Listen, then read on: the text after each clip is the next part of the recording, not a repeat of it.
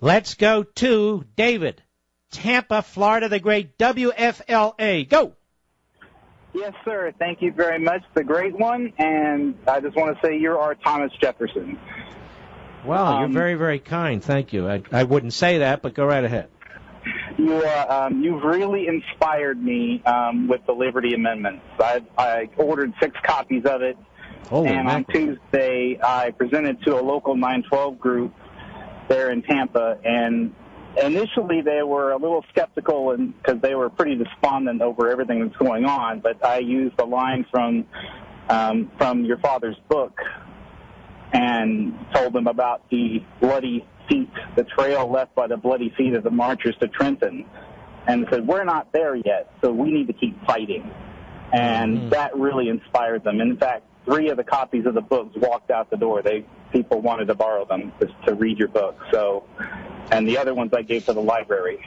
No, aren't you nice? You know, here's the thing, David. We have to begin discussing this, or we're just going to keep throwing our hands in the air. And you said they were despondent, and these are activists, and they're despondent that there's no way out. And, you know, I just want people to understand this is a process. The process goes from an idea to an argument to persuasion to expanding to making the case over and over, as many places as we can.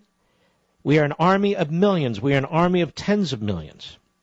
And then when conditions present themselves, it's like, you know what it's like, David? It's like, how do you get a job? Well, you don't get a job sitting around thinking about getting a job. You don't start a business sitting around thinking about starting a business. You got to actually, first of all, have some ideas. And then when you have some ideas, you have to talk to other people.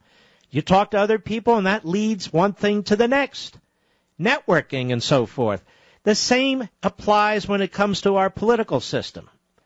And so what I'm suggesting is not only do we fight them in Republican primaries, for Congress and the Senate and lobby them on the Hill. I'm not against any of that. This doesn't foreclose any of that. But I'm also saying we have a fundamental problem with our system. This is not our constitutional system. It's something foreign. And that if we don't start addressing it, we are going to be despondent and worse as far as I'm concerned. But, sir, it's very important that people understand that this is not just a one-time battle. It's like even if we win this, you still have to keep fighting because they will keep coming back and keep coming back. We have to be vigilant at all times in order to maintain freedom. You're very, very impressive, sir. How old are you? I'm 45, sir. And may I ask you what kind of work you're in, if any? I work in IT and computers. Well, you are sharp. And I like your motivation. Don't hang up. I want to send you a signed copy of the Liberty Amendments. Thank you, my friend. Just think about thousands and thousands of people like David. That would help change the country right there. Absolutely would.